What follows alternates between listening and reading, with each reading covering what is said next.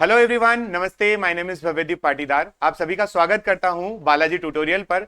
दोस्तों, जैसा कि आप जानते हैं, हम लोग अपना ईएमआई यानी कि इलेक्ट्रोमैग्नेटिक इंडक्शन वाला चैप्टर कवर कर रहे हैं यहाँ पर, यानी कि आपका विद्युत चुंबकीय प्रेरण का चैप्टर चल रहा है। और जब बात प्रेरण की आती है, इंडक्शन की आती है, तो यहाँ पर आपको इस चैप्टर में दो प्रकार के इंडक्शन के बारे में बात की गई है। वैसे तो देखा जाए तो नेचर में दो ही प्रकार के इंडक्शन होते हैं, उनको हमने बाइफरगेट किया है। एक आपको कहते हैं, एक आपका कहलाता है यहाँ पर स्वप्रेरण और दूसरा कहलाता है अन्योन्य प्रेरण। यानी कि एक आपका सेल्फ इंडक्शन होगा और दूसरा आपका म्यूचुअल इंडक्शन होगा। राइट। तो आपके ईएमआई के चैप्टर में आज हमारा यहाँ पर पहला टॉपिक यानी कि स्वप्रेरण सेल्फ इंडक्शन शुरू करने जा रहे हैं। चलिए स्टार्ट करें हम लोग। तो सबसे पहले तो आपको बता दें कि स्वप्रेरण एक्चुअल में क्या होता है। तो देखो, बेसिक यहां पर आप देख सकते हैं, जो आपको सेल्फ इंडक्टेंस दिखाई दे रहा है, इसको आप हिंदी में क्या कहेंगे? आप इसको क्या कहेंगे? ये क्या है? स्वप्रेरण है। ठीक है। अब स्वप्रेरण यानी क्या सर? तो पहले तो ये वर्ड देखो, यहां पर स्व का मतलब क्या होता है? स्वयं। और प्रेरण मतलब अपने अंदर प्रेरणा ले लेना। आप लोगों ने पहले चैप्टर से यही बोलते हुए, मतलब चैप्टर की स्टार्टिंग से ये बोलते हुए आ रहे हो। और यहां पर अगर आप देखोगे तो आपको सेल्फ का मतलब भी क्या नजर आता है? तो सेल्फ का मतलब नजर आता है हमें यहां पर स्व। ठीक, खुद के अंदर ही। तो जब स्व प्रेरण या सेल्फ इंडक्टेंस की बात होगी तो केवल और केवल एक कॉइल होगी। कितनी कॉइल होगी? एक कॉइल होगी। और उस एक कॉइल के अंदर ही हमें स्टडी करना है। ठीक है ना? यहां पर बोलिए जल्दी से, हाँ या ना। कितनी कॉइल होगी हमारे पास? एक कॉइल होगी और एक कॉइल के अंदर हमें क्या करना है? स्टडी करना है। तो स्व प्रेरण में हमने कहा कि अगर किसी एक कॉइल के अंदर वेरिंग करंट फ्लो हो रहा है, क्या हो रहा है? Varying current. वेरिंग करंट का मतलब होता है बदलता हुआ, चेंजिंग करंट। अगर एक कॉइल के अंदर बदलता हुआ करंट फ्लो होगा, करंट की वजह से उस कॉइल के अंदर बनने वाला है क्या? Magnetic field. और जब उसके अंदर मैग्नेटिक फील्ड बनेगा तो मैग्नेटिक फील्ड की वजह से फ्लक्स बनेगा, और फ्लक्स की वजह से, बदलते हुए फ्लक्स की वजह से ईएमआई बन जाती है, यानी कि इलेक्ट्रोमैग्नेटिक इंडक्शन हो जाता है। पहले ईएमएफ बनता है और उसके बाद करंट बन जाता है। तो पूरी डेफिनेशन अगर देखेंगे आप तो आपको वही मिलेगी। यहां पर आप देखेंगे, प्रोडक्शन ऑफ इंड्यूस्ड ईएमएफ, क्या लिखा है? induced EMF in a coil due to the changes in the current, due to the changes in the current। यानी कि किसी एक कॉइल के अंदर, किसी एक कुंडली के अंदर करंट यानी कि धारा में परिवर्तन की वजह से ईएमएफ इंड्यूस होना, उसी स्वयं मतलब सेम कॉइल के अंदर, स्वयं के अंदर क्या कहलाता है? सेल्फ इंडक्शन कहलाता है। क्या कहलाता है ये? Self induction. क्लियर है ये बात? इतना समझ में आया? दूसरा पॉइंट देखो यहां पर। अब आपको यहां पर एक व्यक्ति का नाम याद होगा जिनके बारे में हमने कल 2 दिन से डिस्कस किया है, विच इज लेंज। नाम पता है आपको? तो लेंज क्या कहते थे? लेंज का क्या कहना था कि जो आपका सेल्फ इंडक्शन होगा, या ये कह लीजिए कि जो इंड्यूस्ड ईएमएफ बनेगा, वो जिसकी वजह से बनता है उसी का क्या करता है? विरोध करता है। तो बोल रहे हैं, according to the Lenz law, the direction of induced EMF, कौन सा? ये वाला जो इंड्यूस्ड ईएमएफ यहां पर है ना, ये वाला इंड्यूस्ड ईएमएफ, उसके बारे में यहां पर बात हो रही है कि इसकी डायरेक्शन ऑफ इंड्यूस्ड ईएमएफ क्या होगी? तो is opposite to the direction of current where it is increasing. यानी कि जिस तरफ करंट बढ़ता हुआ नजर आ रहा होगा, आपका इंड्यूस्ड ईएमएफ उससे अपोजिट डायरेक्शन में बन जाएगा। अभी मैं बनाकर बता रहा हूं आप लोगों को, पूरी प्रोसीजर समझाऊंगा, पर क्या ये बात समझ में आई? पहले ऊपर आपको एक डेफिनेशन मिलती है बहुत शॉर्ट में कि किसी कॉइल के अंदर बदलते हुए या चेंजिंग करंट की वजह से स्वयं के अंदर ही ईएमएफ डेवलप हो जाना या इंड्यूस हो जाना सेल्फ इंडक्शन कहलाता है। और लेंज उसकी डायरेक्शन बताते हैं कि अगर वो करंट, मान लीजिए कि आपकी तरफ से राइटवर्ड जा रहा है, किधर जा रहा है? राइटवर्ड जा रहा है, और वो राइटवर्ड बढ़ता हुआ जा रहा है, तो इसके अंदर जो इंड्यूस्ड करंट बनेगा वो लेफ्टवर्ड बनना चाहिए। और अब आप समझ गए होंगे, बोलो हाँ या ना। डिक्रीजिंग विक्रीजिंग नहीं, किधर बनना चाहिए? केवल लेफ्टवर्ड। बस सिंपल सा। इसकी डायरेक्शन क्या होगी? अपोजिट होगी। तो यहां पर आप देखो, therefore this EMF is called back EMF. तो जो नया बनेगा, जो इंड्यूस्ड ईएमएफ बनेगा, उसका एक नया नाम भी दिया गया है, बैक ईएमएफ। क्या बोला गया उसको? Back EMF. तो चलो मैं आपको समझाता हूं, बनाकर बताता हूं। ठीक, चलिएगा। सबसे पहले मैंने आपसे कहा कि हमारे पास एक कॉइल है। क्या है? हमारे पास एक कॉइल है, और वो कॉइल कुछ ऐसी होगी।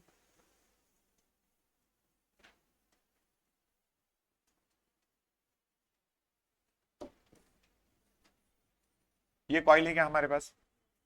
है क्या? जल्दी बोलो। नहीं है? ये तो गरीबों से क्यों, तुम्हारा क्या जा रहा है? तो है, बात खत्म। हाँ बोल के छुट्टी कर दो जल्दी से। है ये कॉइल हमारे पास? ठीक है क्या? नो कौन बोल दिया बीच में? खुराफाती हो रहे तुम लोग भी। नहीं है तो किसी के पास नहीं हो तो छोड़ दो, नहीं पढ़ाओ आगे टॉपिक। कॉइल ही नहीं है तो आगे बनेगा कैसे ईएमएफ? छोड़ दें। इससे देख लेना आपको बहुत सारे क्वेश्चन मिलने वाले हैं इस अकेले टॉपिक से, क्योंकि ये एक टॉपिक केवल समझने का है छोटा सा। जैसे आपने डेफिनेशन देखी ना, आपको लग रहा होगा अरे यार डेफिनेशन देखने के बाद तो हो गया खत्म ये। अरे नहीं, इससे एक के बाद एक के बाद एक 3 टॉपिक अलग अलग निकल कर आएंगे इसी सेल्फ इंडक्टेंस से, ठीक है। चलो, सबसे मैं पहले आपको बता रहा हूं यहाँ पर कि मैंने यहाँ पर एक करंट भेजा। क्या किया? करंट भेजा। और करंट कैसा है? तो आपने कहा कि ये चेंजिंग करंट है। कैसा करंट है? चेंजिंग करंट है। और चेंजिंग करंट अगर होगा तो क्या होगा बताओ? इसके अंदर पूरा करंट फ्लो करेगा। चेंजिंग करंट से निकलकर आएगा यहां पर कौन? तो आएगा आपका बी। और बी भी कैसा होगा? चेंजिंग होगा। अगर बी चेंजिंग है तो इससे क्या बनने वाला है? इससे बनने वाला है फाई, फ्लक्स बनेगा। और फ्लक्स भी कैसा बनेगा? चेंजिंग।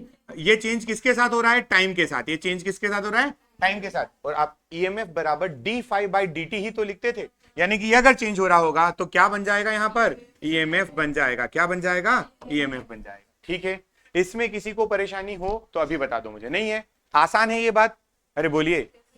ठीक, तो अब देखो, जैसे ये करंट जो है यहां पर चेंज होता हुआ आगे बढ़ रहा है, तो क्या मुझे यहां पर कोई मैग्नेटिक फील्ड बनता हुआ नजर आ रहा था? और आप लोगों ने पढ़ा है कि जब कभी मेरे पास कोई सोलेनॉइड होता है, क्या होता है? सोलेनॉइड होता है, तो सोलेनॉइड के अंदर से मैग्नेटिक फील्ड पास होता है। बोलिए हाँ या ना। तो आप लोगों ने क्या ऐसा पढ़ा था कुछ इस प्रकार से कि ये क्या है आपका? ये आपका मैग्नेटिक फील्ड है। ये क्या है?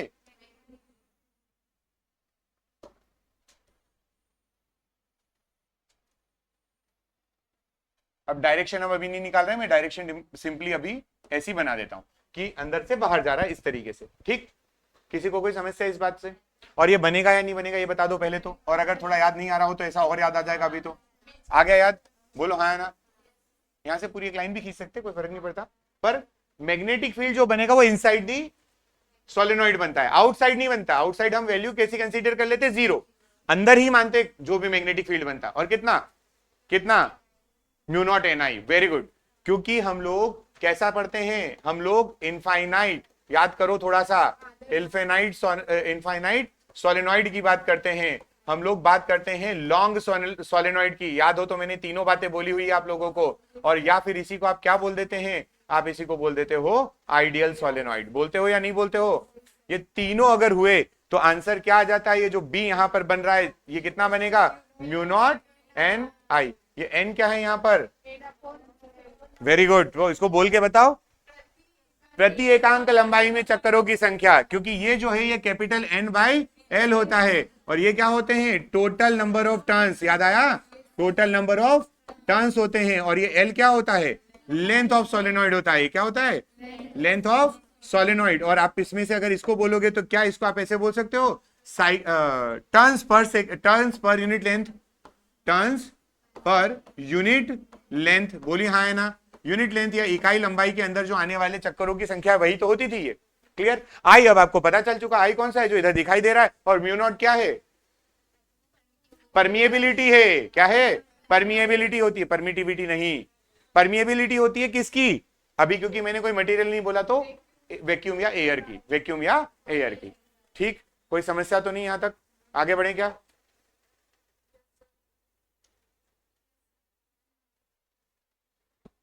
क्या बैठे बैठे सो गए थे? बैठे बैठे ही बहुत देर से आ रहे हैं। तो केमिस्ट्री वाले सर को बोलना था ना कुछ घोल के पिला देते। वो रखा मेरी तरफ से, बाहर चले जाओ, जो ओआरएस रखा है पी जाओ थोड़ा सा।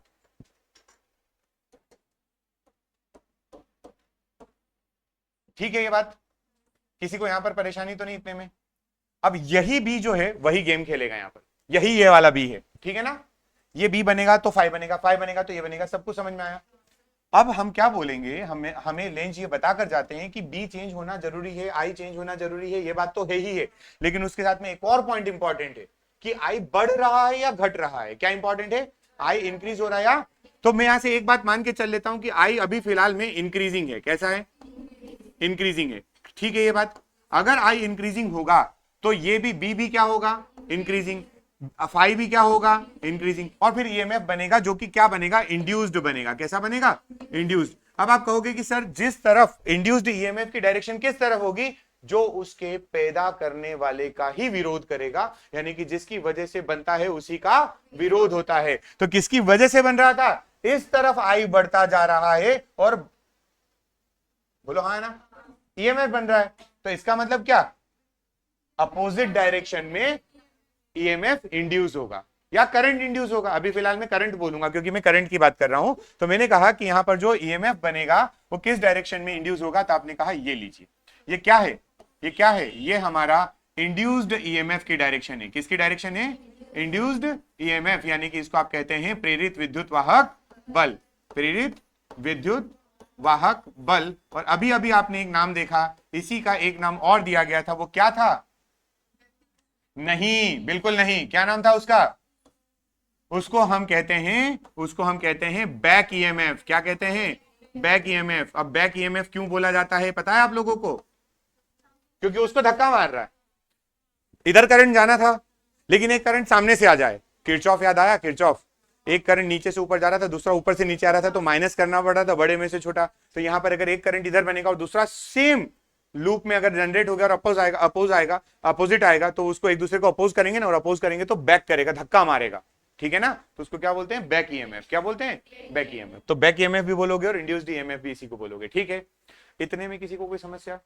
पक्की बात नहीं है क्या समस्या? बोलिए। ठीक, चलिए। तो अब हम ये वाली पूरी बात हमने पढ़ ली है। हम लोग अब आते हैं हमारे यहां पर उसके मैथमेटिकल फॉर्म पर। किस पर? Mathematical form. तो क्या मैं यहां से कह सकता हूं कि अगर आई बदल रहा है तभी फाई आ रहा है?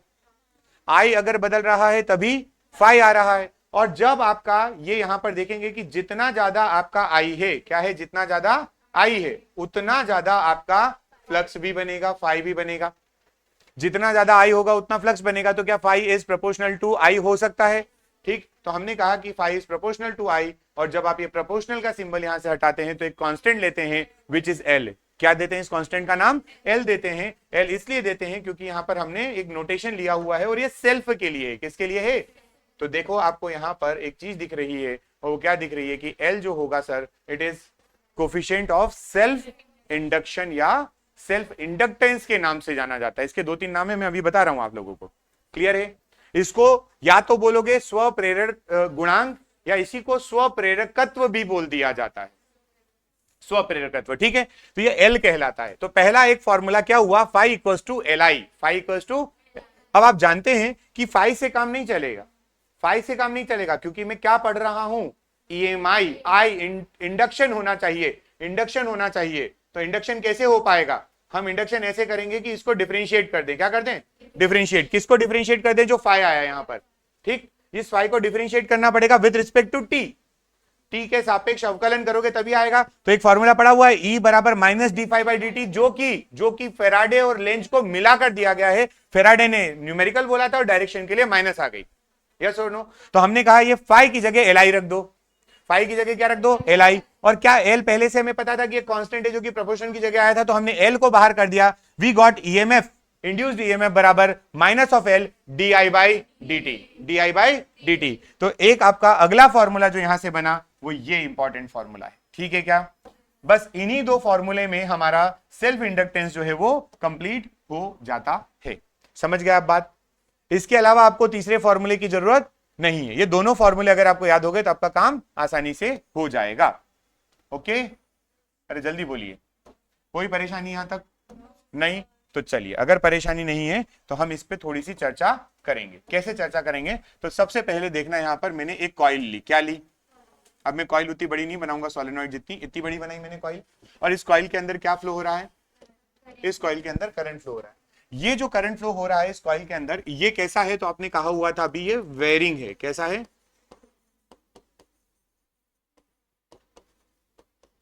कैसा है ये? चेंजिंग, बदलता हुआ। ठीक, अगर ये बदलता हुआ है और आपको इस कॉइल का एल दे दिया गया है, क्या दे दिया गया है? एल। एल क्या होता है? कांस्टेंट होता है क्या? अगर एल कांस्टेंट है तो ये गिवन होगा, या फिर हमें एल ही निकालने को बोल देगा, है ना? दो बातें होंगी, या तो एल क्या करेगा, सिंपल बात, और हमने इसको बदलते हुए को बोल दिया ये इंक्रीजिंग है। कैसा है?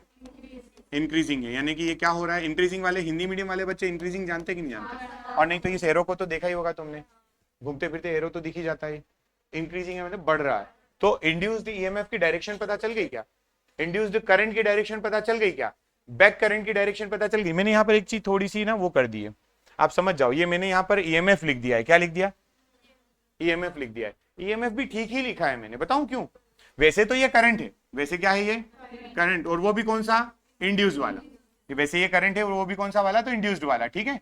बट मैं अगर बोल दूं कि ये ईएमएफ है, तब भी आप बोलोगे कि ठीक है, क्योंकि करंट कहां से कहां फ्लो करता है, क्या हाई पोटेंशियल से लो पोटेंशियल। तो जरा अगर करंट इधर बन रहा होगा तो क्या ईएमएफ इधर ज्यादा नहीं होगा और इधर कम नहीं होगा? और अगर यहाँ ज्यादा होगा यहाँ कम होगा, तो ईएमएफ यानी इलेक्ट्रिक फील्ड की डायरेक्शन भी किधर होगी, प्लस से माइनस इधर ही तरफ। बोलो हाँ है ना? इलेक्ट्रिक फील्ड भी इधर जाएगा, करंट भी इधर जाएगा, हायर पोटेंशियल इधर जनरेट होगा, लोअर पोटेंशियल इधर जनरेट होगा। क्लियर है? चलिएगा, अब इस कॉइल के लिए सबसे पहले आपने जो दो तीन फॉर्मूले पढ़े वो बता दो, क्या क्या फॉर्मूले पढ़े आपने? तो आपने कहा सर फाई जो होता है वो प्रोपोर्शनल किसके होता है, आई के, जितना आई बढ़ेगा उतना फाई बढ़ेगा। बोलो हाँ है ना? फिर अगर आपका फाई बढ़ा आई बढ़ा, तो यहां से एक तो पहले प्रोपोर्शनल का सिंबल ले लो, जिसको आपने क्या बोल दिया, एल, और ये आपने बना दिया आई। एल को आपने क्या कहा, एक तरीके का ये क्या है, कांस्टेंट है। इस कांस्टेंट का आपने नाम दिया और आपने इसको बोला, क्या बोला, सेल्फ। देखो एक नाम तो पीछे लिखा हुआ है, इसको आप यहां से भी देख लो, इसको सेल्फ इंडक्टेंस भी बोला जाता है। क्या बोला जाता है? जरूरी नहीं है कि इसको आप क्या बोलो पूरा की पूरा कोफिशिएंट ऑफ सेल्फ इंडक्शन, इतना बोलने की जरूरत नहीं है। स्व प्रेरकत्व गुणांक बोल, स्व प्रेरण गुणांक बोलने की जरूरत नहीं है, स्व प्रेरकत्व बोल दो। क्या बोल दो इसको केवल, तब भी आपका काम स्व प्रेरकत्व। ठीक है, इतना समझ में आ गया? अब चलो, अब हम इस पे करते हैं एक क्वेश्चन। क्या करेंगे? अच्छा, इसके बाद की स्टेज में नहीं बोल रहा हूं, आप सब जानते हो इसके बाद की, जानते हो ना? क्या करोगे, इस फाई को डिफ्रेंशिएट कर दोगे। इस फाई को क्या कर दोगे, डिफ्रेंशिएट। कैसे करोगे? तो आपने कहा सर मेरे पास जो ईएमएफ होता है वो क्या होता है, वो होता है minus of D phi by D T. तो आप यहां से इस वैल्यू को रखोगे फाई की, और आपका ईएमएफ जो निकल के आएगा minus of L D I by D T. ठीक है, बोलिए। चलिए, तो आप लोगों के लिए यहां पर एक क्वेश्चन आ रहा है, आप उसका आंसर करेंगे। क्वेश्चन आपके पास ये है, यदि किसी कुंडली में, यदि किसी या किसी लूप में, किसमें, कुंडली में या लूप में, आई बराबर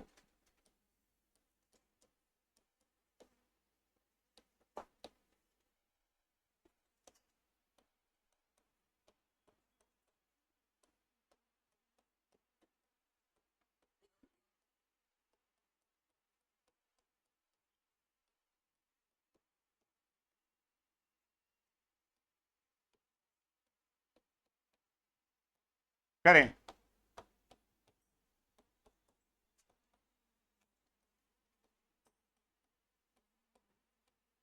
इंग्लिश मीडियम वाले क्वेश्चन समझ में आया क्या आप लोगों को? जल्दी बोलो, यस और नो में आंसर करो फटाफट। जो लाउडली बोलेगा मैं उसकी बात मान के आगे बढ़ जाऊंगा। आप बोलोगे नहीं आया तो मैं लिख दूंगा अभी। आ गया ना, इजी है ना? लिख रहा हूं, आप तब तक सॉल्व करो। चलो, मैं इसलिए पूछ रहा था, लिखूंगा तो सही, मैं बस आपसे जानना चाह रहा था, अगर क्वेश्चन का डेटा समझ में आ गया हो तो सॉल्व करके बताओ।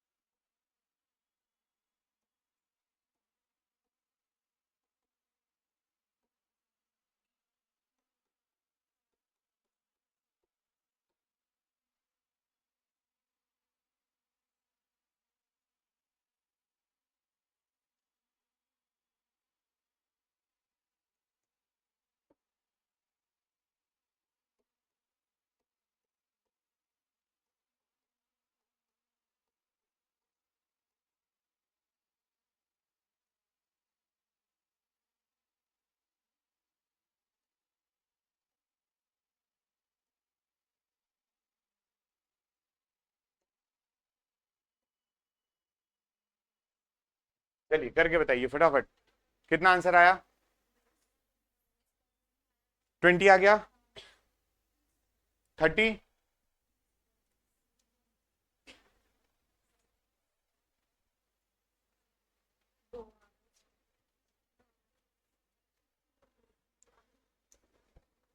30 आंसर आ रहा है।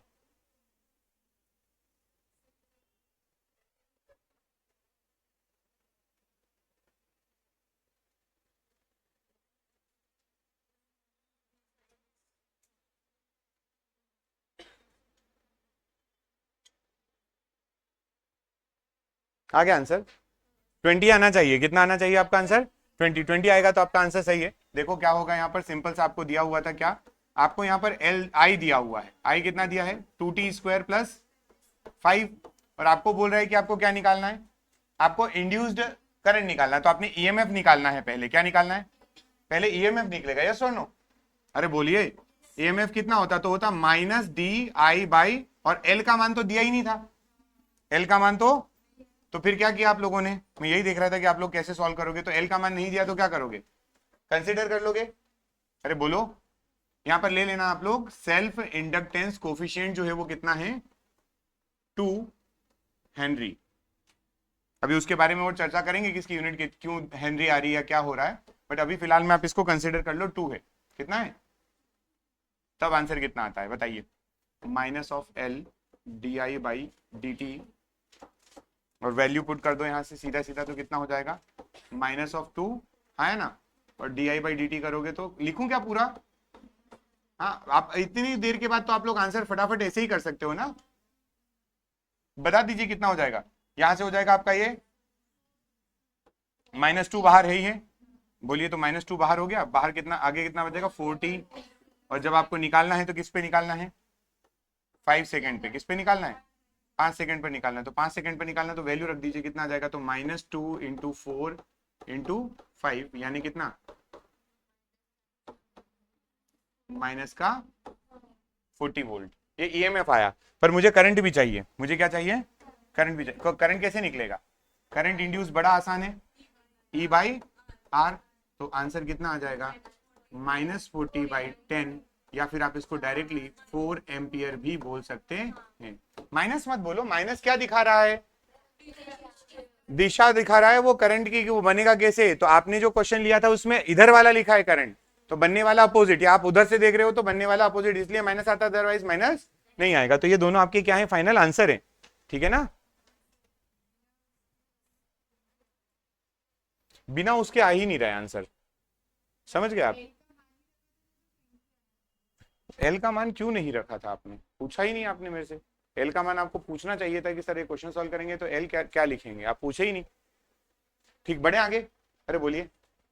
चलिए, अब जो आपने यहां पर एल पढ़ा है, उस एल की थोड़ी सी बातचीत भी हो जाए, बोलिए। ठीक, तो किसी का नहीं बना हो, ऐसा हो कोई? मैंने ही करवा दिया, नहीं बना कैसे हो सकता? हमने कहा है SI unit of self inductance. देखो कहा था ना मैंने, सेल्फ इंडक्टेंस भी बोल सकते हैं और इंडक्टेंस बोल दो तो भी चलेगा। क्या होता है ना, जैसे यहां पर 2 लिखा हुआ था, आप इसको क्या मानते? प्लस का 2 लिखा हुआ मानते। वैसे ही अगर आपका सेल्फ इंडक्टेंस और अगर आपने केवल उसको इंडक्टेंस बोल दिया तो भी वो सेल्फ कंसीडर किया जाता है। क्या कंसीडर करते हैं? तो स्व प्रेरकत्व कंसीडर किया जाता है। और इसकी यूनिट क्या होती है? तो एच होती है। क्या होती है? एच। और एच का मतलब क्या? हेनरी। एच का मतलब क्या? तो क्या यहां से मैं इसको मार्क करके रख दूं? बोलो, बहुत इंपॉर्टेंट है तो। अब आपको एच के बारे में सारी बातें बताना पड़ेंगी, तो आप परेशान हो जाओगे। अच्छा, दूसरी बात मैं आपको और बताता हूं। अभी यहां पर देखो, हेनरी की जगह कुछ और लिख दीजिए। जैसे आपके पास फाइव बराबर क्या लिखा हुआ है? L I. अरे बोलिए, तो क्या यहां से एल बराबर 5/I नहीं आ रहा है? और 5 तो आपने कल से बोला हुआ कि सर ये तो वेबर पर एम्पियर हो गया, तो वेबर पर एम्पियर ही हेनरी है, समझे आप? अरे बोलिए। और आपने कल 5 को कुछ और भी बोला था, कि 5 जो होता है कुछ और भी होता है। आपने कहा था सर ये टेस्ला पर मीटर स्क्वायर होता है। तो टेस्ला पर मीटर, सॉरी, टेस्ला पर मीटर स्क्वायर ही तो बोला मैंने, सही तो मैंने टेस्ला मीटर स्क्वायर बोला था। टेस्ला पर मीटर स्क्वायर ही बोला है मैंने, चिल्ला क्यों रहे हो? और ये एम्पियर इसका, बाद में लिखते समय टेस्ला मीटर स्क्वायर बोल गया था शायद, पर पहले मैंने टेस्ला पर मीटर स्क्वायर ही बोला, पहले भी टेस्ला मीटर स्क्वायर बोला। हाँ होती है यूनिट, ऐसा बोल रहे हो ना। हाँ और मैं बटे में बता रहा हूँ, यही ना। हाँ तो ये बात ठीक है, ये मेरी गलती है। Tesla into metre square unit होती है, क्या होती है? इस फाई की unit tesla into metre square, और आप नीचे क्या लिख सकते हो तो एम्पियर लिख सकते हो, और इसी को आप क्या लिख दीजिए, हेनरी लिख दो। ठीक है क्या? अरे बोलिए। ठीक, ओके चलो। तो एक तो ये यूनिट वाले मामले ना अब मैं बहुत बार नहीं बताऊंगा आप लोगों को, क्योंकि बहुत बार बता चुका हूं। आप लोगों को थोड़ा सा ना यहाँ पे दिमाग लगाना पड़ेगा यार, कि ये क्वेश्चन बनते कैसे हैं, कैसे हो जाते हैं, ये सब दिमाग लगाओ। चलो दूसरा यहाँ पर क्या क्या लिखा हुआ देखो। हमको बोला गया है कि करंट अगर फ्लो कर रहा है वो कितना है, आई है। करंट कितना फ्लो कर रहा है, आई। वो फ्लो कर रहा है, वो किस में कर रहा है, in a plane coil of radius R. ठीक है, तो यहां पर एल की वैल्यू आपको रट लेना है, मैं इसका डेरिवेशन नहीं करवाऊंगा, समझ गए? एल का डेरिवेशन नहीं करवाएंगे, क्योंकि कम से कम मुझे 15 मिनट या 20 मिनट चाहिए अगर एल का डेरिवेशन, क्योंकि एक्सप्लेन तो करना पड़ेगा, करने में तो 1 मिनट में खत्म हो जाता है वो। तो आप क्या करिए, अगर आपके पास कोई एक सर्कुलर कॉइल है, कैसी है, मैं सारी बातें यहां पर लिख कर दूंगा आप लोगों को, डोंट वरी। सर्कुलर कॉइल है, और सर्कुलर कॉइल का पीछे देखो है तो नहीं डेटा, नहीं लिखा, लिखा है, लिखा है, ये लिखा है पूरा। आप इसको देखो, mu naught pi N square R by 2 लिखा है, और अगर आप ध्यान से देखोगे तो यहां पर देखो mu naught N square A by L लिख दिया गया है। यहां पर ए का मतलब स्वयं पाई आर स्क्वायर है। अरे हाँ है ना, ए का मतलब ही क्या हो जाएगा, पाई आर स्क्वायर। तो अगर आप देखोगे तो बाहर वाला फॉर्मूला और ये वाला फॉर्मूला बात एक ही है, अलग अलग नहीं है फॉर्मूले, फॉर्मूला एक ही है, बस आपने ए बोला, ए मत बोलो तो पाई आर स्क्वायर। और अगर पता है आप लोगों को, अगर सर्कुलर कॉइल नहीं हुई तो ये वाला फॉर्मूला काम करता है, पीछे वाला नहीं, इसलिए जनरल फॉर्मूला दिया गया है। ये वाला फॉर्मूला क्या बोल रहा है, पीछे ए लिखा। मान लो आपको कॉइल जो दी गई है वो चौकोर कॉइल दे दी, कैसी दे दी, चौकोर में नंबर ऑफ टर्न्स तो एन है, लंबाई भी उसकी एल है, लेकिन वो गोल नहीं बनी थी, कैसी बनी थी, चौकोर बनी थी। तो फिर आपको लेंथ इंटू विड्थ करना पड़ेगी, या उसका ए स्क्वायर, अगर रेक्टेंगल होगा तो लेंथ इंटू विड्थ, यानी कि आयत होगा तो लंबाई चौड़ाई का मल्टीप्लाई करो, और अगर स्क्वायर होगा तो लंबाई गुण चौड़ाई, मतलब ए स्क्वायर लिखना पड़ेगा। क्लियर? फिर पाई नहीं आएगा। तो ज्यादा बेसिक फॉर्मूला और जनरल फॉर्मूला कौन सा है, ये वाला है। अरे बोलिए, है ना। तो मैं सारी बातें लिख देता हूं यहां पर आप लोगों के लिए, कि अगर अगर आपका ये वाला फॉर्मूला है और पाई आर स्क्वायर अगर आप लिख रहे हो, क्या लिख रहे हो, तो ये किसके लिए आएगा, वृत्ताकार, किसके लिए, लूप के लिए या कुंडली के लिए, है ना। अगर क्या हो आपके पास, सर्कुलर लूप हो, पर अगर मान लो रेक्टेंगल हो तो, बहुत बढ़िया। ए बी कब लिखेंगे, जब हमारे पास आयताकार लूप हो, क्या हो, आयताकार लूप होगा तो एरिया बदल जाएगा ना, कितना बदलेगा, ये हो जाएगा। और अगर मान लीजिए, अगर मान लीजिए क्या आ जाए आपके पास, स्क्वायर आ जाए, तो कर लोगे स्क्वायर, ए का स्क्वायर हो जाएगा, ए का स्क्वायर बन जाएगा। क्लियर है ना, कोई समस्या तो नहीं यहां तक, इसलिए एरिया लिख कर दे दिया। म्यू नॉट क्या है यहां पर, वो क्या होता है जो अभी आपने बोला, वो क्या है, वो एन क्या है यहां पर, देखो ये हेडिंग भी, एन क्या है यहां पर, नंबर ऑफ ट्रांसफर यूनिट, क्या बोल रहे हो, नंबर ऑफ टर्न्स, एन क्या बोल रहे हो आप, नंबर ऑफ टर्न्स। ए क्या है यहां पर, और एल क्या है यहां पर, ये लिखा हुआ है लेंथ ऑफ द सोलेनॉइड, आई उसके अंदर करंट फ्लो हो रहा है वो, ए उसका सोलेनॉइड का एरिया हो जाएगा, क्रॉस सेक्शनल एरिया। ये सब होने के बाद भी आप जरा ध्यान से देखो, इस पूरे फॉर्मूले में आई नहीं आता है, हाँ या ना, ये बहुत इंपॉर्टेंट है, आई नहीं, मैंने डायरेक्ट लिख दिया आई नहीं आएगा। अब हिंदी इंग्लिश वाले समझे, आई नहीं आने का मतलब ये है कि ये जो धारा में परिवर्तन हो रहा है उससे उस कॉइल के इंडक्टेंस को कोई लेना देना नहीं है। फॉर एग्जाम्पल, जैसे हमारे घरों में बल्ब होते हैं, क्या होते हैं हमारे घर में, बल्ब होते हैं, हमारे घर में बल्ब होता है और वो बल्ब चल रहा है, मान लीजिए कि अभी हमने उसको 240 वोल्ट भेजा और 3 एम्पियर की धारा भेज दी, कितने की, करिए जरा, वोल्टेज रेजिस्टेंस कितना आ रहा बताना, रेजिस्टेंस कितना आ रहा है,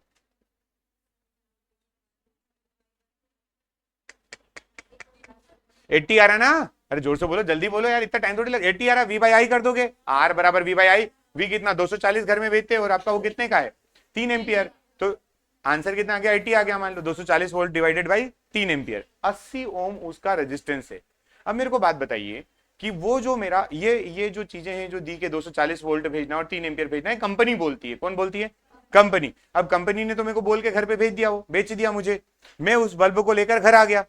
अब मुझे एक बात बताइए, उसकी कौन सी क्वांटिटी फिक्स होगी? उसका रेजिस्टेंस फिक्स होगा। क्या होगा?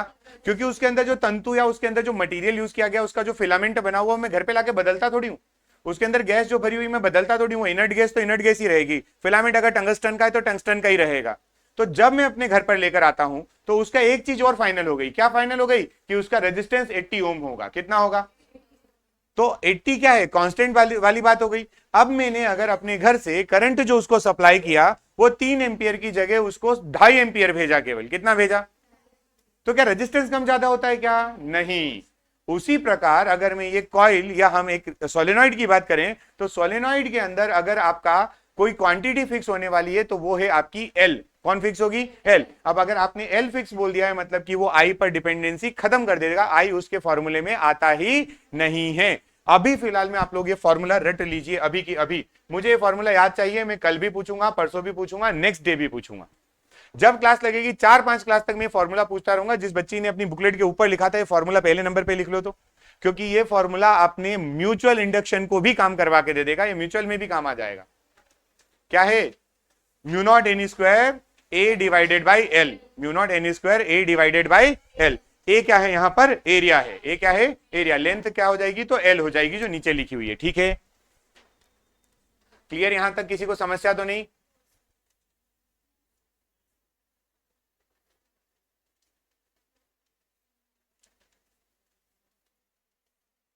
हो गया? बोले आगे। अब देखो, आप लोगों ने पढ़ तो लिया पूरा, आपने बोल दिया कि ये होता वो होता। एक्चुअल में इसका मतलब क्या है? एल का मतलब क्या है? मैं ये नहीं कह रहा हूं कि बाकी किसी का और का मतलब, एल का मतलब निकालना है। जैसे अभी आपको एक एग्जांपल दे रहा था मैं, बल्ब वाला। कौन सा वाला? तो उसमें एक रेजिस्टेंस वर्ड आया। अब सब बच्चों को पता होता है कि हाँ, आपने बोल दिया कि बल्ब का रेजिस्टेंस है, हम भी मानते हैं कि कांस्टेंट होगा, पर आपको सबको यह भी पता था कि रेजिस्टेंस क्या होता है। बोलिए हाँ या ना।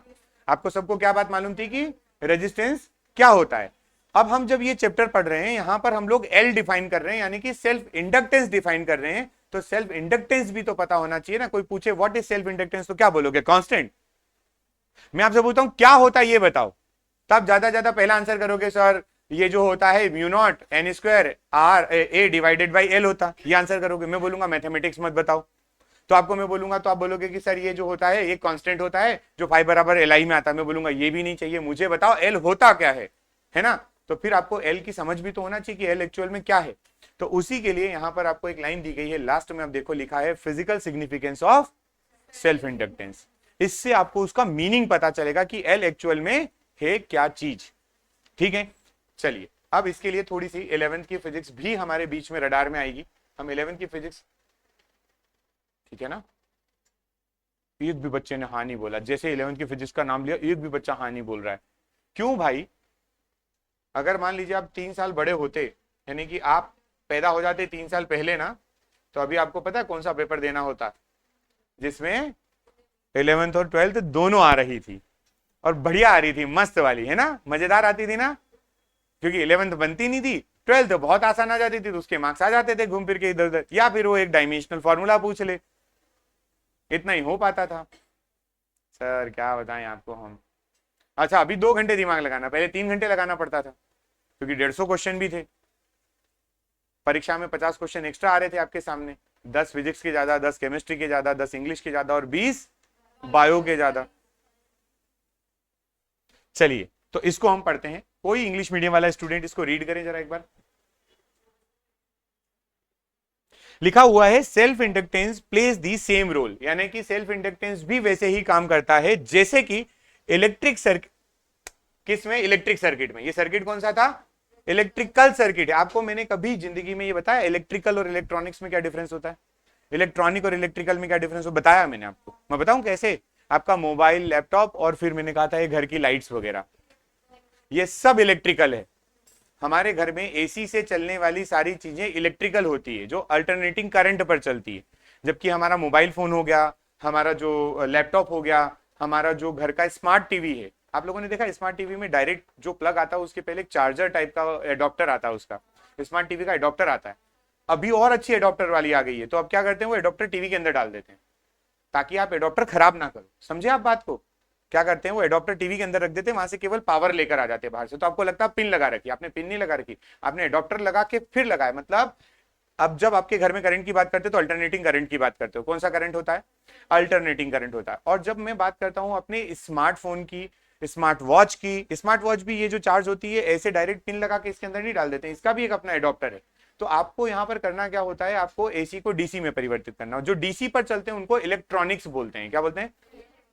पर फिलहाल में जो यहां पर बात कर रहा था मैं एसी की बात कर रहा हूं, तो एसी की बात करूंगा तो इलेक्ट्रिकल आएगा, और इलेक्ट्रिकल से डिफाइन होगा ये एल। तो उसमें बोला गया है कि ये जो सर्किट आप बार बार बना रहे थे, ये जो सर्किट आपने बनाया था ये वाला, ये बोल लो, या फिर आप मान लीजिए कि ये सर्किट है या नहीं है, ये बताना जरा।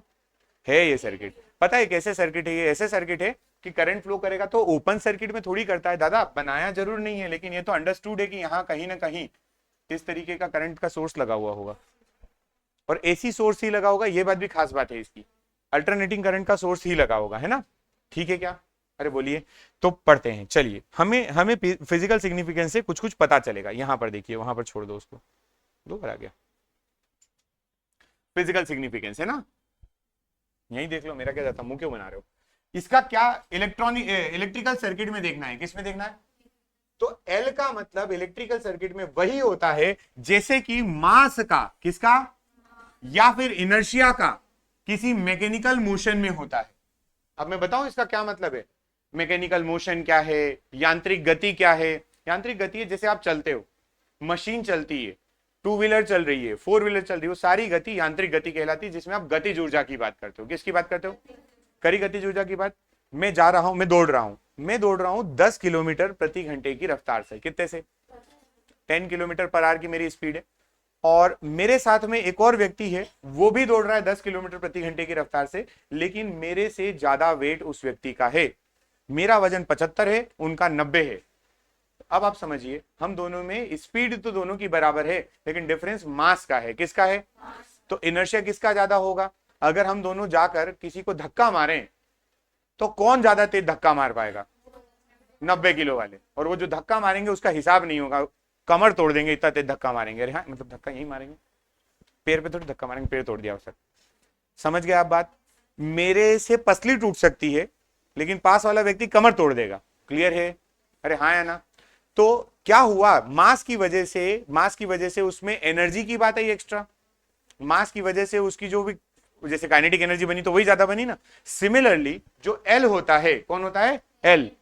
वो जितना ज्यादा होगा उतना ज्यादा आपका जो इलेक्ट्रिकल सर्किट होगा उसका इफेक्ट या उसकी पावर होगी।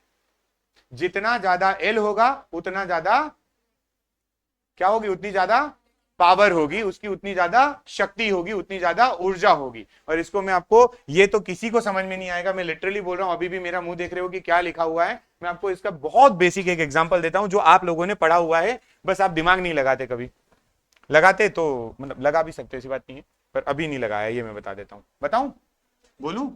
जरा ध्यान से देखना। अगर मैं आपको कहूं कि मेरे पास एक इलेक्ट्रिक सर्किट है, उसमें मैं एक एनर्जी की बात करता हूं, और वो एनर्जी है मेरी कौन सी? Electrical energy. तो यहां पर जब मेरे पास एक कॉइल होगी, क्या होगी? इस कॉइल का एक क्या होगा? एल फिक्स होगा। इस कॉइल के अंदर हम क्या भेजेंगे? करंट। क्या भेजेंगे? करंट। तो इस कॉइल के अंदर जो संचित ऊर्जा होगी, क्या होगी? इसके अंदर जो संचित ऊर्जा या स्टोर्ड एनर्जी, कौन सी चीज? डबल आरईडी या सिंगल आरईडी? स्टोर्ड एनर्जी, है ना? अरे बोलिए, स्टोर्ड एनर्जी जो आएगी वो कितनी आएगी? तो शायद आपने पढ़ा होगा, हाफ एल आई स्क्वायर। बोलिए हाँ है ना? सीवी स्क्वायर आज तक वही करते रहोगे क्या आप? फिर वापस एल आई स्क्वायर कितनी आती है? Half L I square. और जरा ध्यान से पढ़ो और सुनो और देखो कि क्या आप लोगों के पास एक बॉडी है। क्या है आपके पास? एक बॉडी है, और इस बॉडी का अपने आप में कुछ ना कुछ तो मास होगा ही होगा। बोलो हाँ है ना? ये बॉडी जो है इसका अपना खुद का क्या है? यहाँ पर मास है, और मास कितना है? तो आपने कहा कि m है। मास कितना है? m। तो जब आप इसकी संचित ऊर्जा की बात करते हो, इसके अंदर जो संचित ऊर्जा होती है, यानी कि स्टोर्ड एनर्जी, कौन सी एनर्जी? तो इसके अंदर की स्टोर्ड एनर्जी क्या लिखते हो आप? बताओ जरा मुझे। वो भी आप यू लिखते थे, और आप लिखते थे हाफ एम वी स्क्वायर। और ये संचित आई कहां से, वही जो काइनेटिक होती वही उसमें बदल जाती। अरे हाँ है ना। हालांकि आप इसको बोलोगे तो ये आप काइनेटिक एनर्जी के फॉर्म में लिख रहे हो, किसके फॉर्म में लिख रहे हो, पर टोटल एनर्जी अगर वो दौड़ रहा है कोई व्यक्ति तो उसकी काइनेटिक ही होगी, और वो रुक जाएगा तो उसकी एनर्जी किस में कन्वर्ट हो जाएगी, पोटेंशियल में। तो क्या आपको दोनों सिमिलर नजर नहीं आ रहे भाई? पहली वाली कॉइल में करंट दौड़ रहा था तो वहां वो बॉडी दौड़ रही है, और एल को जब आपको डिफाइन करना पड़ा तो आपने बोला एल का मतलब वही है जो कि एम का मतलब होता है, समझे? तो एल डिफाइन जब किया गया तो ऐसे डिफाइन किया गया कि मास जो होगा उससे जो बॉडी होगी उसको हम मैकेनिकल बोलते हैं, यांत्रिक बोलते हैं, और जब हम करंट फ्लो करवाते हैं किसी सर्किट में तो उसको इलेक्ट्रिकल बोल रहे हैं। तो इन दोनों में जो कॉमन वैल्यू है या कॉमन जो पैरामीटर है वो कौन सा है? उधर अगर मास है तो यहां आपका एल है, अगर उधर वेलोसिटी वी है तो यहां पर आई है। समझ में आया? अरे बोलिए। एल का मतलब एम जैसा है, किसके जैसा है? तो अब यहां पर ये जो फिजिकल सिग्निफिकेंस लिखा है इसको पढ़ के देखो। वो बोल रहा है कि सेल्फ इंडक्टेंस जो होता है it plays the same role in the electric circuit as it plays by the role जो प्ले करता है किसमें? बाय मास और inertia in the mechanical motion. इसलिए मैंने यहां पे फॉर्मूला, आप लोग यहां पर एमजीएस सोच रहे होंगे मन में, लेकिन मैंने एमजीएस जानबूझ के नहीं लिखा क्योंकि मुझे यहां पर आपको मोशन में दिखाना था। किसमें दिखाना था? हालांकि ये संचित ऊर्जा लिख रहे हैं पर आप जानते हैं कि जितनी संचित ऊर्जा होती है उसी से व्यक्ति दौड़ सकता है, और जितना दौड़ेगा वही संचित कर पाएगा। याद आया? वर्क डन के बराबर ही संचित ऊर्जा होती है। तो वर्क डन कैसे होगा? अगर व्यक्ति मोशन में आएगा तो ही तो। मोशन मतलब काइनेटिक एनर्जी। क्लियर है? या ये समझ लीजिए कंजर्वेशन ऑफ एनर्जी, ऊर्जा संरक्षण के नियम से ये लिखो या एमजीएच लिखो, बात बराबर होती है। तो कंपैरिजन के लिए हमने एमवी स्क्वायर लिखा। कोई इसको पढ़ के मत बोल देना कि ये तो होता ही नहीं। ठीक है, समझ में आया? आगे बढ़े यहां से। अगला पॉइंट है हमारा म्यूचुअल इंडक्टेंस। क्या है? Mutual inductance. म्यूचुअल इंडक्टेंस का क्या मतलब होता है भाई? इसको हम बोलते हैं अन्योन्य प्रेरण। क्या बोल देते हैं? अन्योन्य। अगर बताना ऐसे ही लिखते हैं या नहीं लिखते हैं? दो बार न आता है। अन्योन्य, ठीक है, अन्योन्य न्य, ठीक है। ये अन्योन्य प्रेरण जो है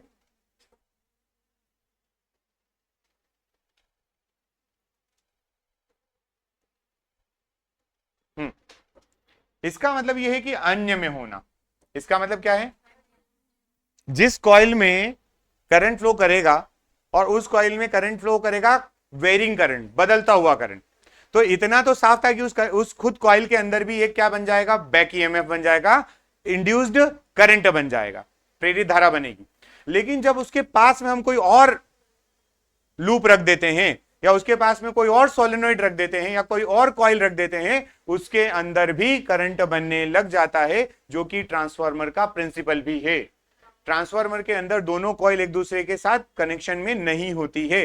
there is no physical contact between primary and secondary coil in the transformer. वो दोनों एक दूसरे ऐसी बनी होती है, आपके कॉइल के वो समझ लेना टर्न्स ऐसी रहती है, दूर रहती है एक दूसरे से। उसके बावजूद इधर वाला करंट इसमें जनरेट हो जाता है, या उल्टा बोलोगे तो इधर वाला इधर हो जाएगा।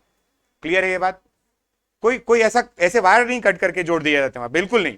तो किस फिनोमिना की वजह से होता है? अन्योन्य प्रेरण की वजह से। किसकी वजह से?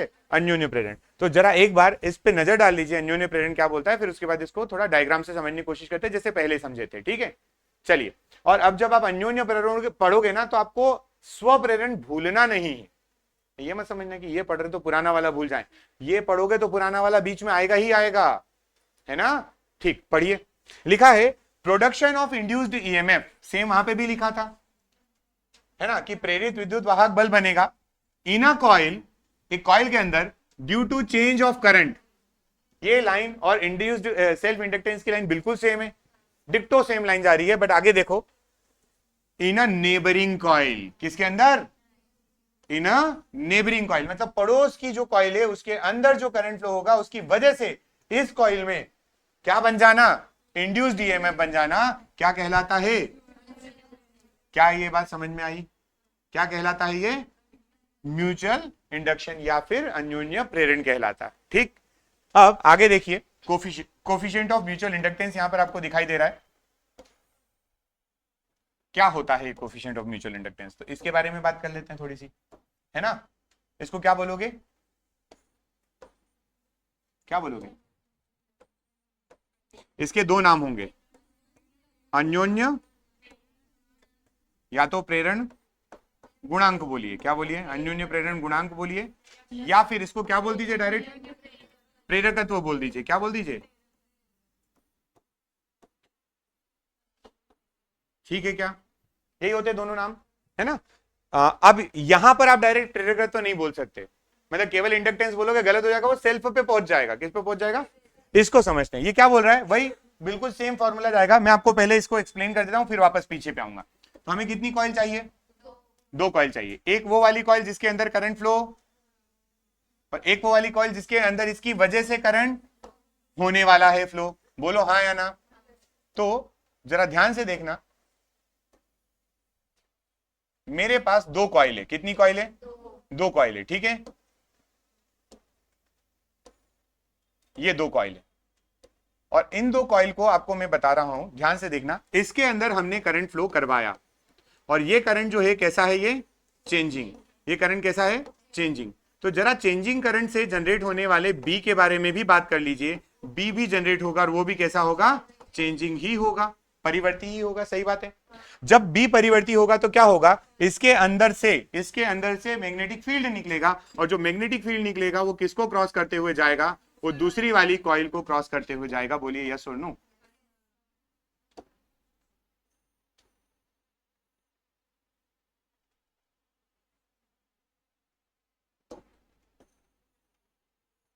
ठीक है, बोलिए।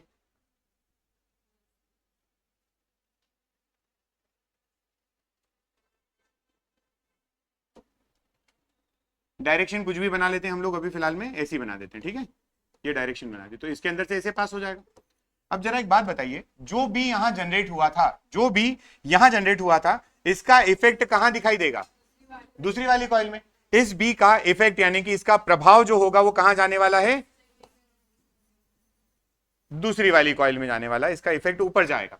तो जब इसके अंदर बी क्रॉस करेगा, यानी कि इसको बी बदल रहा है, इसके अंदर फ्लक्स पास होगा। बोलिए हाँ है ना। तो क्या मैं बोल सकता हूं इस कॉइल के अंदर फ्लक्स जनरेट हो जाएगा? क्या हो जाएगा यहां पर? फ्लक्स जनरेटेड किसकी वजह से? ड्यू टू बी ऑफ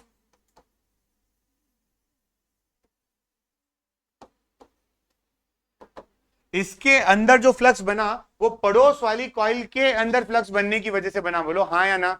तो क्या मैं बोल सकता हूं कि जब यहां पर बी जनरेट होगा, यानी कि यहां पर फ्लक्स जनरेट हो जाएगा, और फ्लक्स जब जनरेट हो जाएगा तो इसकी वजह से अब बी भी बदलता हुआ है। बताइए, बी बदल रहा था ना, तो बी बदलेगा तो आई भी क्या होगा? बी बदलेगा तो आई भी बदलेगा। मतलब जो फ्लक्स बना वो भी कैसा बना? चेंजिंग बना। और अगर फ्लक्स चेंजिंग बनेगा तो क्या इसके अंदर क्या बनेगा? इंड्यूस्ड ईएमएफ आ जाएगा, प्रेरित विद्युत वाहक बल बनेगा। बोलो हाँ है ना। पक्का सबको इतना समझ में आ गया है? अब थोड़ा सा यहां पर इनकी कर देते हैं हम लोग नंबरिंग। क्या कर दें? नंबरिंग, तो थोड़ा ठीक लगेगा। जैसे सबसे पहले समझना, ये कॉइल नंबर 1 है। ये किसको क्या नाम दे दो आप? कॉइल 1, ठीक। और फिर इसके पड़ोस वाली को क्या नाम दे दो? ये जो ऊपर बना रखी इसको आप बोल दीजिए कॉइल 2। जब आप ऐसा लिखोगे तो आपको यहां पर पता चलेगा कि ये करंट 1 है। बोलिए, बी बनेगा वो भी कौन सा बनेगा? 1 वाला। तो जो B1 बनेगा वो किसके अंदर पास हो रहा है? 2 के अंदर। तो फ्लक्स जो जनरेट होगा वो फ्लक्स कौन सा वाला जनरेट होगा? 2 वाला। और जो ईएमएफ भी बनेगा, ईएमएफ भी कौन सा बनेगा? तो ईएमएफ भी 2 वाला ही बनेगा। क्या ये बात समझ में आई? बोलिए। तो हमने किस प्रकार से पढ़ा पता है? हमने पहले I1 पढ़ा। क्या पढ़ा? और वो I1 कैसा हुआ है? चेंजिंग। I1 कैसा है? चेंजिंग है। और उसके बाद ये क्या हो रहा है? किसमें क्या बना रहा है? ये B1 बना रहा है। ये भी कैसा हो जाएगा? चेंजिंग। फिर B1 से क्या बना? तो phi 2 बना। क्या बना? phi 2 बना। ये भी कैसा? चेंजिंग। तो इसकी वजह से क्या बना? ε2 या E2। बोलो हाँ या ना। तो क्या मैं ऐसा बोल सकता हूं कि E2 जो बन रहा है it is due to I1।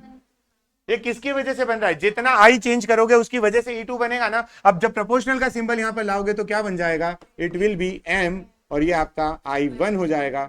This M is, ये कहलाता है सेल्फ। शॉर्ट में लिख देता हूं मैं अभी, बस वही जानना चाह रहा था कि कितने होश में हो। अभी बोलते ही नहीं, पीछे तो बैठ के बच्चे हंस रहे हैं, पता नहीं क्या उनको मिल गया ऐसा कुछ। अभी बोर्ड पे बुला लेंगे तो मना कर देंगे। कर मिटा रहा हूं, बोल दिया ना, पीछे वालों के लिए था तुम्हारे। तुम तो इंटेलिजेंट हो बहन। तुम जो पैदा हुई थी ना तो आकाशवाणी हुई थी डायरेक्ट कि बेटा आप बहुत बड़ा कारनामा करने के लिए पैदा हुए हैं, आप बस आइंस्टाइन का नाम मत डुबाना, बाकी सब कर लेना। तो आप इसीलिए अभी तक नहीं जागे हैं। बता, हनुमान हो तुम लोग। तुम लोगों के लिए एक वो लाना पड़ेगा, जामवंत जी ढूंढना पड़ेंगे तुम्हारे लिए। ओ मेरी तरफ मत देखो,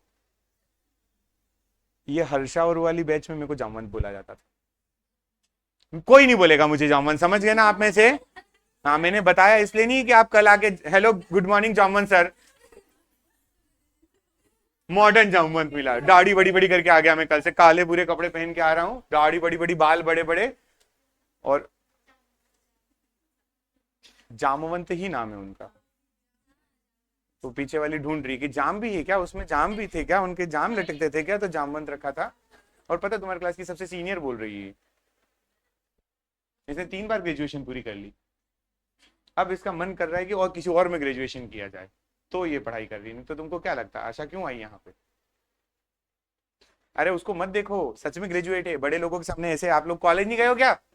हाँ तो फिर आपको नहीं पता कि कॉलेज में कैसे देखा जाता है, ऐसे देखना पड़ता है। चलिए, हमने कॉलेज ही नहीं देखा सर, हम कहाँ देखें? हम नीचे नहीं देख सकते, ऊपर नहीं देख सकते, क्योंकि हमने कॉलेज नहीं देखा। चलिए बहुत बढ़िया, बोलो मत। क्लियर है ये बात? अब इसकी अगर आप देखोगे यूनिट के बारे में, तो क्या इसकी यूनिट भी वही बनेगी जो अभी बनाकर आए आप? बिल्कुल वही बनेगी, क्योंकि अगर आपके पास यहां से क्या आया है, फाई बराबर, कोई भी फाई हो, भले 2 में बना, m इंटू I1 आ रहा है, तो यहां से जब आप m लिखेंगे तो क्या लिखोगे, फाई 2 बाई I1।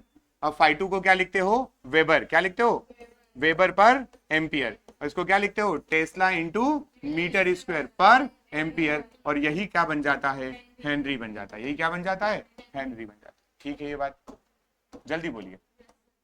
किसी को कोई समस्या हो तो अभी मुझसे शेयर कर ले, घरेलू समस्या नहीं, ये वाली यहां तक। आप लोगों को मैंने पिछली बार डायमेंशनल फॉर्मूला नहीं बताया और एच के बारे में 2-3 बातें नहीं बताई, तो चलिए आइए एम के बारे में 2-3 बातें जान ले। पहली बात, एम जो है वो कौन है, एम जो है वो कौन है, अन्योन्य प्रेरणीय। कौन है, कैसी क्वांटिटी होती है? तो पहला पॉइंट याद रखना, स्केलर क्वांटिटी है। क्या है? आप लोग थोड़ा सा ये फिजिक्स में नोटिस करेंगे, you will find maximum time आप लोगों के लिए 99% अगर आप देखेंगे फिजिक्स में ऐसी क्वांटिटीज आउट ऑफ मेरे नॉलेज के भी बाहर होगी तो बात करें में अलग है, otherwise scalar constant is always scalar. जो कांस्टेंट आता है वो हमेशा, क्योंकि वो कांस्टेंट है, मतलब वो कभी बदल नहीं रहा, तो वो पक्का मैग्नीट्यूड में है। देखो ना, पहले केस में जब आपने पहला चैप्टर पढ़ा, जब आपने के पढ़ा था, तो क्या उसका 9 इंटू 10⁻9 वैल्यू थी। एप्सिलॉन कांस्टेंट पढ़ते हो, क्या उसकी 8.854 इंटू 10⁻12 था आंसर। म्यू नॉट बाई 4 पाई को 10⁻7 बोला। जब आप एवोगेड्रो नंबर पढ़ते हो तो केवल नंबर पढ़ते हो, जब आप प्लैंक कांस्टेंट बताते हो केवल नंबर बताते हो, जब स्टीफन बोल्ट्जमैन बताते हो केवल नंबर बताते हो, बोलो हाँ है ना। जब आप लोग अपना वो आपका र्यूमर आर बताते हो, मॉडर्न में रिडबर्ग कांस्टेंट बताते हो, कांस्टेंट ही बताते हो, नंबर ही बताते हो केवल। तो कहने का मतलब यहां पर सिंपल सा है कि जब हम लोग कांस्टेंट की बात करते हैं तो वो एक नंबर होता है, number always, number is always scalar quantity, all जो भी, इसको हम क्या बोलेंगे, अदिश राशि। यूनिट तो आई गई है, तो हम इसका दूसरा पॉइंट करने जा रहे हैं, विच इज डायमेंशनल विसु। ओ बताना नहीं है डायरेक्ट, हमें बनाना है। क्या करना है? तो किसी की हिम्मत हो तो बोर्ड पे आ जाए, या फिर मैं खड़ा करता हूं। और डायमेंशनल फॉर्मूला बनाना आपकी क्लास में, अब मुझे ऐसा लगता है कि शायद ये पूछना भी मेरे लिए ठीक नहीं, क्योंकि मैं आपको कई बार बहुत अलग अलग क्वांटिटी के डायमेंशनल फॉर्मूले बना कर बता चुका हूं कि कैसे होते हैं। और यहां पर भी आपके लिए बहुत बड़ा टास्क नहीं है, क्योंकि बहुत आसान सा एक यूनिट आपके सामने यहां पर बोर्ड पे लिखी हुई है। हेनरी से मत जाओ ना, किसने बोला हेनरी से आंसर निकालो, किसने बोला वेबर से निकालो, क्यों करता टेस्ला से निकालो। और टेस्ला, आप आ जाइए बोर्ड पे। आपने पूछा था पड़ोसी से मेरे को बता, तो बहन पसली तोड़ दो ना, एक एक रिब तोड़ो, तुम केवल एक उंगली से मारो, तुम मुक्का मारोगी सारी टूट जाएंगी। ठीक, एक एक ऐसे मारो एक बार, पसली टूटेगी, बोलना बंद कर देगी, दर्द होता बोलने पे, क्योंकि डायफ्राम जब हवा निकलती तो डायफ्राम ट्रक ट्रक ट्रक जानते होंगे, सॉरी मैंने ऐसे ऐसे वाला, और जब पसली उसको बचा के रखी, अब एक पसली में अगर क्रैक है तो दर्द तो होगा, तो बोलेगा ही नहीं पड़ोस में, चुपचाप बैठ जाएगा। इसलिए तो मैंने हमेशा करीब 6-7 साल से बच्चों को बोल रहा हूँ, तोड़ो पसलियां एक दूसरे की, बात करे पसली तोड़ दो। रिप्स रिप्स दीदी, भगवान ने हमको 24 दी है, 24 कितनी सही बात है ना। अगर एक दो चली भी गई तो क्या हो गया, अरे नहीं, लिटरली अगर मान लीजिए कि रिप्स टूट भी जाती है ना, तब भी अगर बहुत इमरजेंसी हो तो काम चल जाता है, रिप्स टूटने से कुछ नहीं होता। मतलब बाद में दर्द करेगा, जुड़ भी जाएगी, पर उस समय अगर आपको इमरजेंसी है तो कोई बात नहीं, 24 में से एक दो जाने पे कुछ नहीं होता। चलो देखो इधर बन गया किसी का क्या, बोलो। तुम अपने पर्सनल लड़ाई के चक्कर में मत तोड़ देना, नहीं तो बोला, आप ही ने तो बोला था। इतनी लड़ाई थी पर्सनल सर मेरी कि इसके चक्कर में पढ़ाई नहीं कर पा रही थी, तो पढ़ाई नहीं कर पा रही थी, रिप्स तोड़ दी मैंने। चलो देखो मैं यहाँ पर बोलता हूँ आप लोगों को, टेस्ला वाले से निकालते हैं। तो टेस्ला मतलब क्या, मैग्नेटिक फील्ड। टेस्ला मतलब अपने आप में मैग्नेटिक फील्ड, तो क्या उसको आप एफ बाई, हाँ तो वही मैं बता रहा हूं, एफ बाई आई एल लिख सकते हैं। तो एफ बाई आई एल लिखेंगे तो न्यूटन पर मीटर इंटू एम्पियर बना टेस्ला। बोलिए, पीछे पीछे लिखा हुआ है मीटर स्क्वायर और नीचे नीचे लिखा हुआ है एम्पियर। मीटर से एक यहां से जाएगा, न्यूटन का सभी बच्चों को जन्मजात याद रहता है, तो हमारे पास न्यूटन का बनेगा M L T minus two. बोलिए हाँ या ना। साथ में यहाँ पर कौन है, पीछे मीटर है तो ये एल लग गया, नीचे ए और ए दोनों साझा बन जाएंगे, यानी कि यहाँ पर ए स्क्वायर हो जाएगा। तो मेरा फाइनल आंसर क्या आएगा, एम एल स्क्वायर। क्या यही बना हुआ है, क्या यही डायमेंशनल फॉर्मूला होता भी है? बोलिए हाँ या ना। ले लीजिए, वीसू बना दिया हमने, क्या बना दिया, वीसू। ठीक, क्लियर यहां तक? बोलिए, अब इसके आगे का हम लोग पढ़ेंगे नेक्स्ट लेक्चर में, मिलते हैं जहां पर, हाँ किसी को कोई डाउट हो तो अभी आप बोल दीजिए, बाकी मेरा यहाँ से